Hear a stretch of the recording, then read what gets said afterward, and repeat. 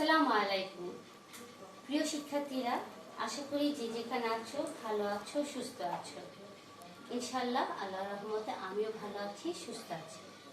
গত ক্লাসে আমি সমাজ বিজ্ঞান বিভাগের দ্বিতীয় বর্ষের ছাত্রীদের সামাজিক পরিসংখ্যানের ষষ্ঠ চ্যাপ্টার থেকে পড়িয়েছি। আজও সেই চ্যাপ্টারেরই গবেষণা সামাজিক পরিসংখ্যানের ক্ষেত্রে সম্পর্কের পরিমাণ কোরিলেশনের সম্পর্ক নিয়ে আলোচনা করব এবং একটি অঙ্ক বোঝাবো। সম্পর্কের সম্বন্ধ বলতে কি বোঝানো হয়, কোরিলেশন বলতে কি বোঝানো হয়? সাধারণত দুই বা ততোধিক চলকের মধ্যকার সম্পর্ক রয়েছে কিনা তা পরিমাপ করার জন্য সহসম্পর্কে নির্ণয় করা হয়। সহসম্পর্কের সহগ হলো দুই বা ততোধিক চলকের মধ্যে যে ধরনের সম্পর্ক বিদ্যমান রয়েছে সে সম্পর্ক পরিমাপ করার গাণিতিক পরিসংখ্যানিক পরিমাপকে সহসম্পর্কের সহগ, সংশ্লেষাঙ্ক, অনুধাবনাঙ্ক বলে অভিহিত করা থাকে।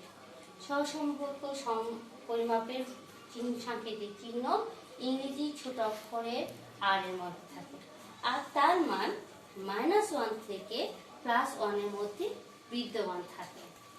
বিগত কয়েক বছরের প্রশ্নের আলোচনার ভিত্তিতে আমরা লক্ষ্য করে দেখতে পেরেছি যে সহসম্পর্কের সহগ অঙ্কটি চলে আসে, আর তারই অংশ হিসেবে আমি আজকে তোমাদের সহসম্পর্কের সহগের একটি অঙ্ক করাতে যাচ্ছি। যেমন আমরা এটা দেখা যাচ্ছে যে x ও y একটি দুইটি চলক, এই চলকের মানগুলি দেওয়া আছে, উপাত্ত দেওয়া আছে। উপাত্ত কি? কোনো পরিসংখ্যানিক পরিসংখ্যানের উপাত্তের হলো কাঁচামাল, সংখ্যাসমূহের মান বা তথ্যশালী মানকে উপাত্ত বলা হয়ে থাকে।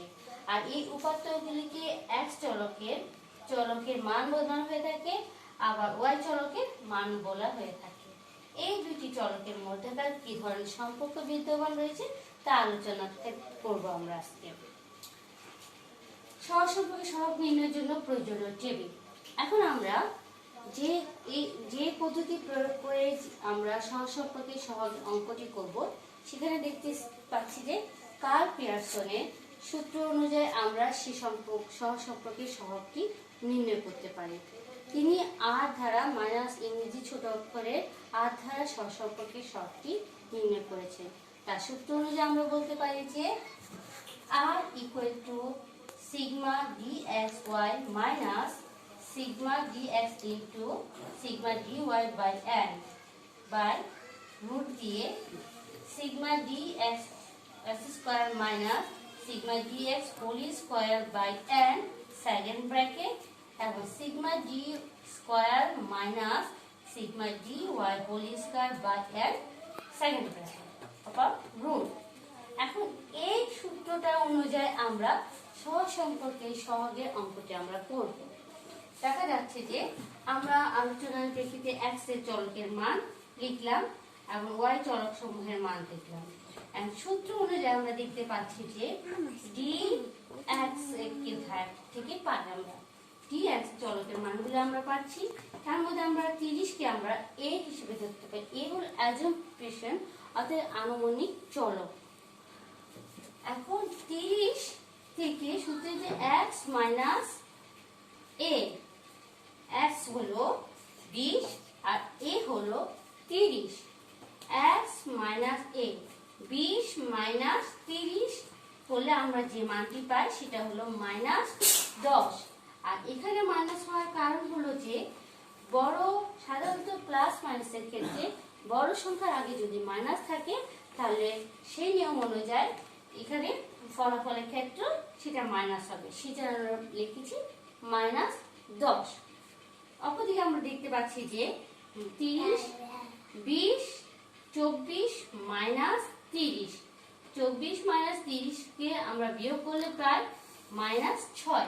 সে একই নিয়ম অনুযায়ী আমরা বলতে পারছি যে বড় সংখ্যার আগে যেহেতু মাইনাস রয়েছে সেহেতু সেখানেও আমরা মাইনাস লেখাটি উল্লেখ করা হলো। 25 মানে x মাইনাস 30, তার মানে 25 থেকে -30 বিয়োগ গেলে যে মানটি আসে সেটা হলো -5।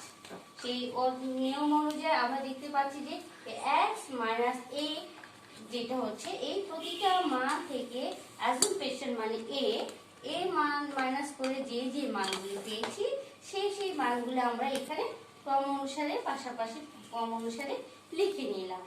অপরদিকে আমরা সেই একই ঘটনা দেখতে পাচ্ছি যে y এর ক্ষেত্রেও আমরা একটি মানকে আমরা অ্যাজুম্পশন আনুমানিক চলক হিসেবে ধরে নিতে পারি।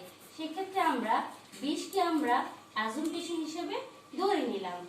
এখন চলকের ক্ষেত্রে দেখা যাচ্ছে যে y মাইনাস a, তাহলে দেখা যাচ্ছে y এর প্রথম চলকে আমরা 16 দিচ্ছি এবং a বলতে আমরা 20 দিচ্ছি। 16 মাইনাস 20 গেলে আমরা কত পাচ্ছি? সেখানে হলো মাইনাস 4। আর মাইনাস হয়েছে যে এর জন্য যে এখানে 20 16 চাইতে বড়। ঠিক তেমনি ভাবে 19 মাইনাস 20, তাহলে আমরা সেটা করলে কত পেয়েছি? আমরা মাইনাস 1। সেই একই নিয়ম অনুযায়ী আমরা সেই সংখ্যাগুলো আমরা সারিবদ্ধভাবে লিখতে পারি। লেখার পরে এখন সূত্রতে আমরা দেখতে পাচ্ছি যে dx হোল স্কয়ার, তাহলে আমরা dx স্কয়ারটাকে আমরা কিভাবে করছি? মানে dx এর মানটা আমরা পেয়েছি মাইনাস 10, তাহলে স্কয়ারটা তাহলে হবে 10 ইনটু 10, মানে 10 ইনটু 10 হলে আমরা কত পাই? 100। আবার 6 কত পাই? 36। আর মাইনাসে কত হয়? মাইনাসে প্লাস হয়। প্লাস হয় বলে এখানে আর মাইনাস চিহ্নটি ব্যবহৃত হয়নি। ঠিক তেমনি 5 5 25, এখানে 25 লিখলাম, 2 দুগুণে 4 লিখলাম, 1 ইনটু 1 মানে 1, ষোলোতে 0, 2 দুগুণে 4, 5 5 25, 8 8 64, 10 10 100। সে একই নিয়ম আমরা দেখলাম। আর dx এর মান আমরা দেখলাম কি? dx এর সিগমা dx ইকুয়াল টু 1। এখানে আমরা যোগ বিয়োগ করে যে মানটা পেয়েছি এখানে 1 পেয়েছি, মানে 1 পেয়েছি। আবার দেখা যাচ্ছে যে dy এর ক্ষেত্রে সে একই নিয়ম, dy স্কয়ারের ক্ষেত্রে আমরা দেখতে পেয়েছি মাইনাসে প্লাস হয়ে যায়, সেটা আমরা লিখলাম না। 4 4 16, 1 1 1 ইনটু 1 1 1 ইনটু 1 1 1 ইনটু 1 1, 5 5 25, 0তে 0, 7 7 49, তেমনি 10 10 100, 11 ইনটু 11তে 121 এবং 14 ইনটু 14তে 196। তাহলে এগুলি সবগুলো আমরা যোগ করলে যে মানটা পাচ্ছি সেখানে আমরা দেখছি যে sigma d y square equal to 510। ঠিক তেমনি ভাবে আমরা দেখতে পাচ্ছি যে ডি ওয়াই এর যোগ করলাম হলো sigma d y equal to 44, মানে 44। এখন সূত্রতে আমরা যা দেখতে পেয়েছি যে সিগমা সূত্রে যে হোল স্কয়ার আমরা ক্যালকুলেশনের সূত্র অনুযায়ী আমরা দেখতে পাচ্ছি যে dx dy এর একটা সূত্র অঙ্ক আছে, dx dy করতে হবে। তাহলে আমরা সেটা কি করছি? সেখানে আমরা dx আর ইনটু dy এই দুটাকে আমরা গুণ করে যে মানটা পাবো সেখানে আমরা এটা লিখবো। এখন মাইনাসে প্লাস, সো মাইনাস সেটা কোনো কিছু না। এখন 10 4 10 কত? 40, 6 6 1 6, 5 5 1 5। এখানে যেটা একটা মাইনাস, এখানে মাইনাস নাই, সেই প্লাসে মাইনাসে কত? মাইনাস, সেখানে এখানে মাইনাস 5। তেমনি 2 আর 1 কত আসলো? 2। সে একইভাবে বলা হচ্ছে যে মাইনাস আর প্লাসে মাইনাস, সেজন্য সেইগুলো গুণ করে করে আমরা এই মানগুলো লিখে পেলাম। অর্থাৎ sigma d square sigma d y equal to 338। এখন আমরা সেই অনুযায়ী দেখতে পাচ্ছি যে সূত্র সমূহের মানে দেখতে পাচ্ছি যে এখানে দেখা যাচ্ছে যে sigma d equal to 1 sigma d square 359,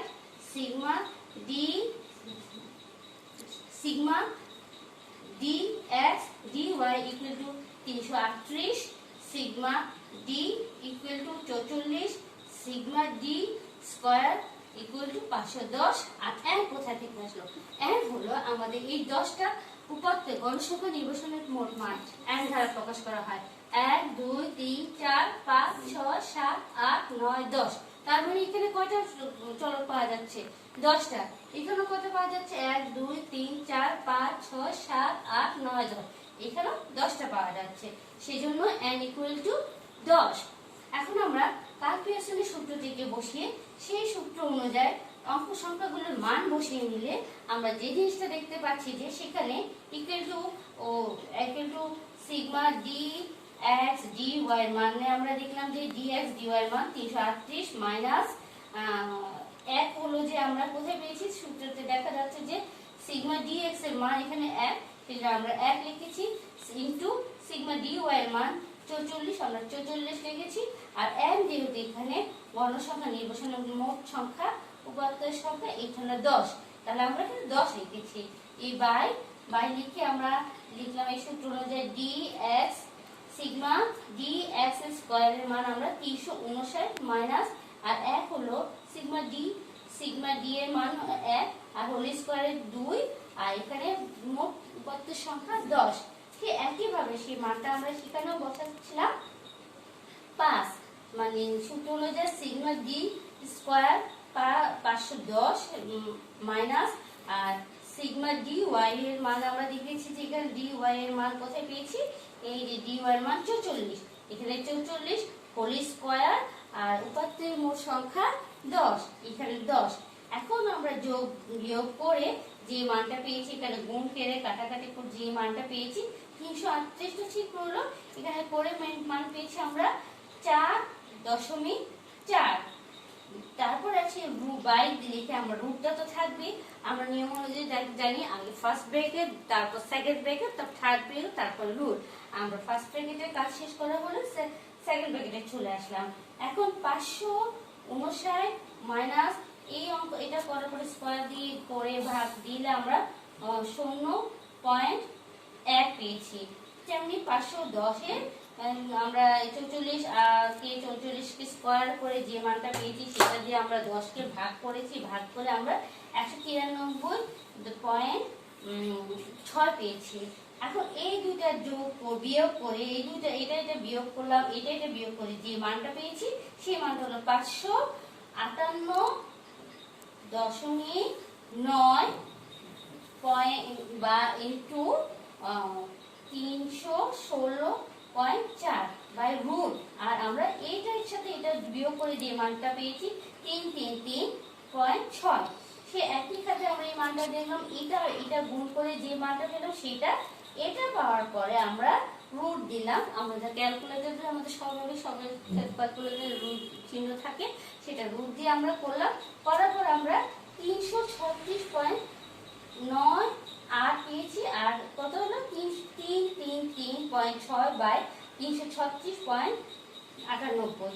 এই দুটাকে আমরা ভাগ করে আমরা যে মানটা পেয়েছি সেটা হলো যে 0.99 আর হলো যে সংশ্লেষণের সহজ সংশ্লেষণের মান।